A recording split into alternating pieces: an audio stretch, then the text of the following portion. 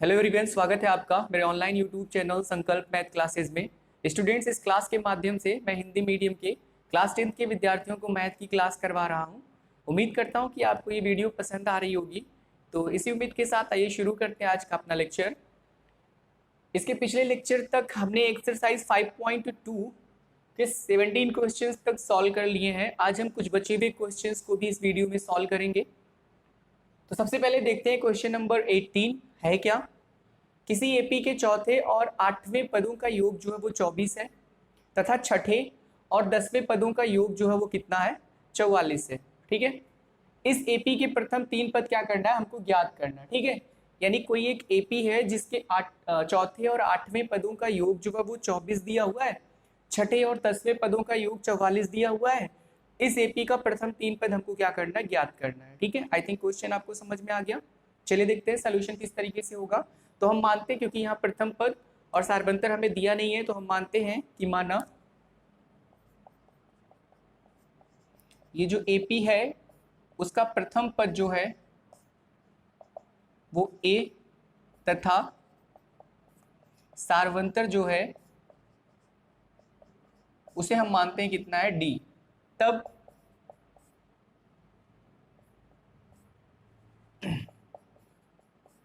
तब होगा क्या, चौथे और 8वें पदों का योग यानी ए4 यानी चौथा पद और 8वां यानी ए8 यानी ए8, इनका योगफल जो है वो कितना है, 24 है।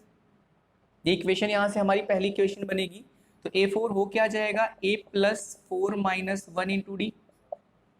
हमने फार्मूला पढ़ा हुआ है, an = a+n - 1 × d होता है, जहां n 4 है तो फिर a+4 - 1 × d।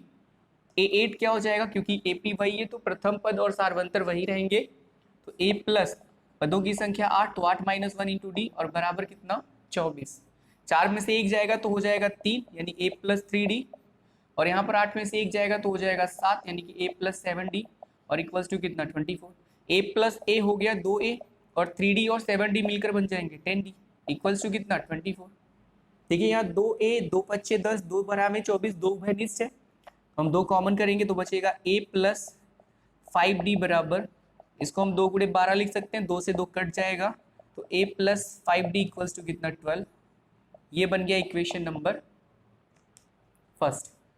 तो ये पहली इक्वेशन बन गई। ठीक है, दूसरी इक्वेशन क्या बने, कहां से बनेगी, छठे और 10वें पदों का योग जो है वो 44 है, यानी कि छठा यानी कि a6 और 10वां यानी कि a10। तो a6 और a10 का योगफल कितना है, 44। ठीक है, a6 वो क्या जाएगा, a+6 - 1 × d और a10 क्या हो जाएगा, a+10 - 1 × d और बराबर में 44। 6 - 1 5 हो जाएगा यानी a+5d और a प्लस कितना, 10 में से 1 जाएगा तो 9 बचेगा, 9d = 44। a+a 2a 5d और 9d जुड़ेंगे तो 9 × 5 = 14d बराबर कितना, 44। यहाँ भी देखिए 2 भैनिष्ठ है तो a+7d और इधर बचेगा 2 × कितना, 22, 2 से 2 कट जाएगा यानी a+7d = कितना, 22। ये हो गई इक्वेशन नंबर 2। दो इक्वेशंस हमने बना ली, इन दोनों इक्वेशंस को सॉल्व करके हम a और d का मान निकाल लेंगे।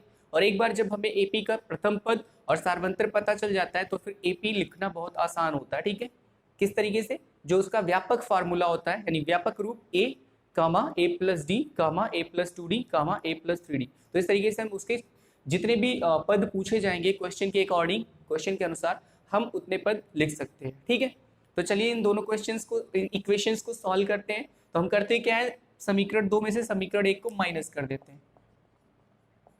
तो समीकरण 2 माइनस समीकरण क्या, 1, तो हो कितना जाएगा, a+7d = कितना, 22 और a+5d = 12।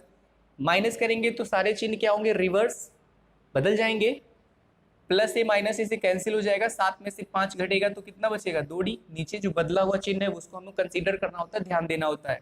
तो 22 में से 12 जाएगा, कितना आएगा, 10। अभी देखिए 2 1 कम 2, 2 5 10 यानी डी का मान कितना आ गया, 5।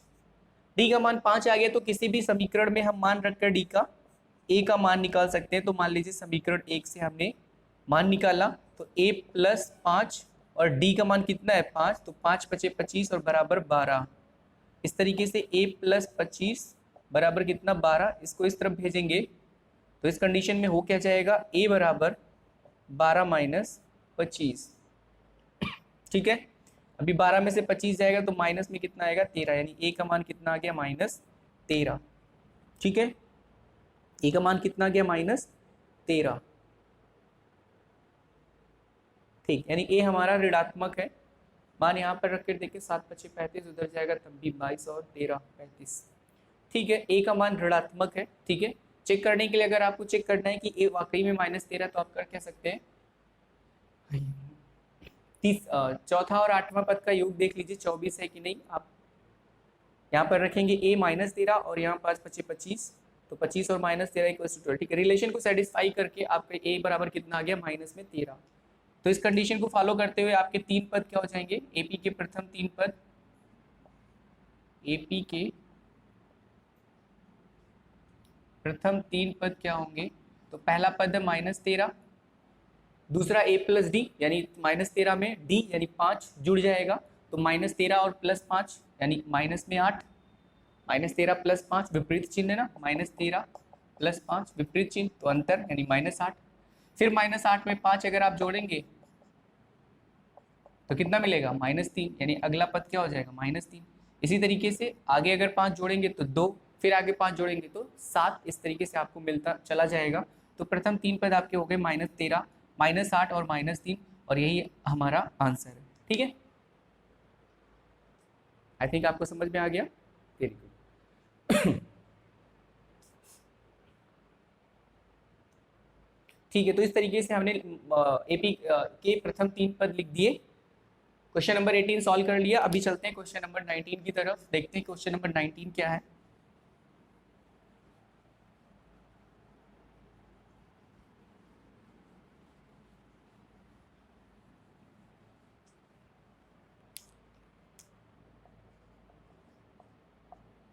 क्वेश्चन नंबर 19 बोला, सुब्बा राव ने 1995 में 5,000 रुपए के, सुब्बा राव ने 1995 में, यानी ये डेट ईयर है, 1995 में 5,000 रुपए के मासिक वेतन पर, 5,000 रुपए के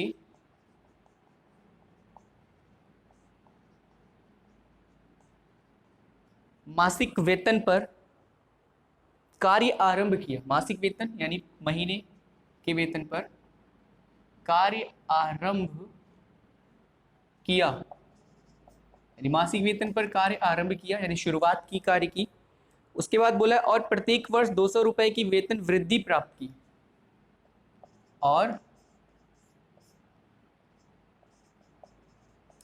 प्रत्येक वर्ष 200 रुपए की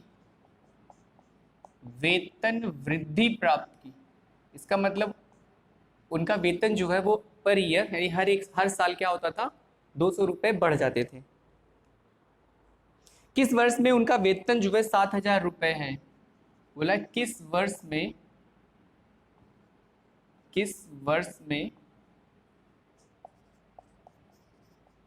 उनका वेतन जो है वो 7,000 रुपए, किस वर्ष में उनका वेतन जो है वो 7,000 रुपए हो गया। यानी ये आपसे पूछा है कि वो कौन सा साल होगा, यानी किस वर्ष में उनका वेतन कितना हो गया, 7,000 रुपए हो गया। ठीक है,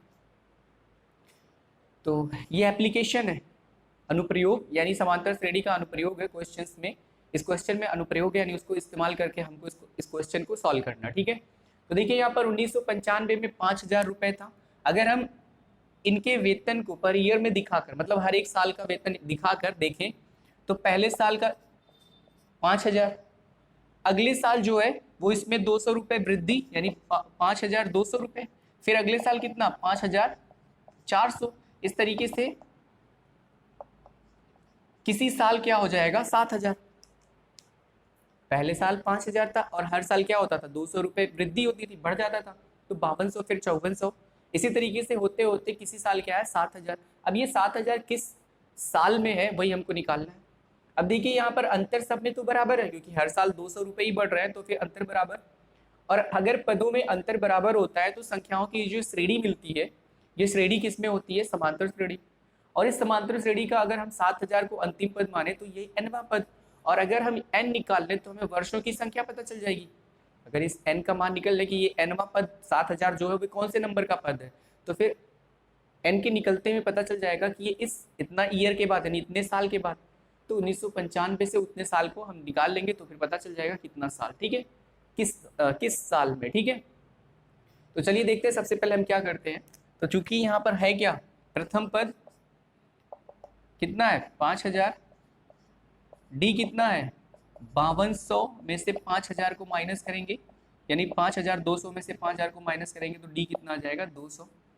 डी पता है, ए पता है, यानी ए बराबर 5000 है, डी हमारा 200 रुपए है। एनवा पद यानी ए एन कितना है 7000, एन कितना है 7000। अभी चूंकि ए एन होता क्या है, a plus n minus 1 into d होता है, ये तो होता है ना। तो फिर इस कंडीशन को फॉलो करते हुए क्या हो जाएगा, ए एन यानी 7000 बराबर ए का मान है कितना 5000 प्लस एन माइनस 1 और इंटू डी कितना है 200। सिंप्लीफाई करते हैं इसको, 5000 को इस तरफ भेजेंगे तो फिर हो जाएगा कितना 7000 माइनस 5000 और बराबर कितना n माइनस 1 और इंटू कितना 200। 7000 में से 5000 आ जाएगा तो फिर बचेगा कितना 2000 बराबर n माइनस 1 इंटू कितना 200। या इस पूरे रिलेशन को हम रिवर्स कर सकते हैं, इसको LHS में और इसको RHS में भी लिख सकते हैं। तो n माइनस 1 इंटू 200 बराबर कितना 2000। 200 का गुणा दूसरी तरफ भाग हो जाएगा तो n माइनस 1 हो जाएगा 2000 बटे कितना 200। 2 जीरो कैंसिल हो जाएगा और 2 ढाई में कितना 20 यानी कि 10 आ गया। तो n माइनस 1 बराबर अगर 10 है, 1 को दूसरी तरफ भेजने पर माइनस है तो प्लस हो जाएगा, तो n बराबर हो जाएगा 10 प्लस 1 बराबर कितना 11, यानी n बराबर कितना 11। इसका मतलब 11 वर्षों के बाद उनकी जो सैलरी है यानी उनका जो वेतन है वो कितना हो जाएगा 7000। अब अगर 1995 से काम शुरू किया तो 1995 के बाद 11 साल बाद कितना हो जाएगा, तो वर्ष आपको निकालना है किस वर्ष में, तो वर्ष क्या हो जाएगा 1995 प्लस कितना 11, तो 5 वीक 6, 9 1 10, 9 1 10 और 1 यानी 2006 में। ये बोला ना किस वर्ष में उनका वेतन रुपए 7000 हो गया, तो किस वर्ष में होगा 2006 में। 5 वीक 6, 9 1 10, 9 1 10 और फिर 1 1 2 यानी सन 2006, यानी वर्ष कौन सा होगा 2006, जिसमें उनका वेतन कितना हो जाएगा 7000 रुपये, ठीक है। यानी जब से शुरुआत उन्होंने किया उसके 11 वर्ष के बाद, क्योंकि 11वां पद है ये, पहला पद ये 11वां पद ये, तो 11 वर्षों के बाद उनका वेतन 7000 होगा। और 11 वर्ष के बाद कौन सा वर्ष आ जाएगा, तो अभी 1995 में शुरुआत हुई है तो फिर 2006, ठीक है। आई थिंक आपको समझ में आ गया, वेरी गुड। तो यही आपका हो जाएगा आंसर। चलिए नेक्स्ट क्वेश्चन देखते हैं, नंबर 20, और यही जो है वो एक्सरसाइज 5.2 का सबसे लास्ट क्वेश्चन भी है। हम जल्दी से इसको भी सॉल्व कर लेते हैं, फिर ये एक्सरसाइज फिनिश हो जाएगी, खत्म हो जाएगी। आप प्रैक्टिस करते रहिए, क्योंकि मैथ बिना प्रैक्टिस के कुछ नहीं है, ठीक है। मैथ में आपको प्रैक्टिस ही करना पड़ता है, जितना प्रैक्टिस करेंगे मैथ उतनी आसान आपके लिए होती चली जाएगी, ठीक है।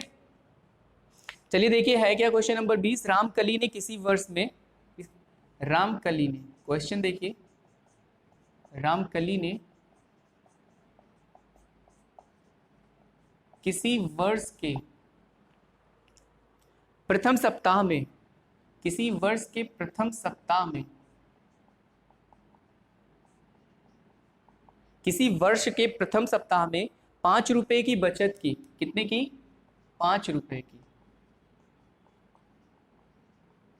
5 रुपए की बचत की। उसके बाद क्या बोला है, और फिर अपनी साप्ताहिक बचत, और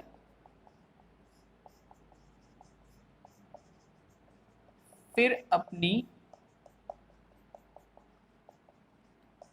साप्ताहिक बचत, और फिर अपनी साप्ताहिक बचत जो है वो 1 रुपये 75 पैसे यानी 1.75, 1 रुपये 75 पैसे यानी 1.75 रुपये जो है वो बढ़ाती गई, ठीक है, बढ़ाती गई, यानी अपनी बचत जो है वो बढ़ाती गई।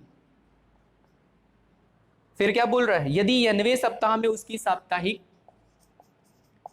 यदि nवें सप्ताह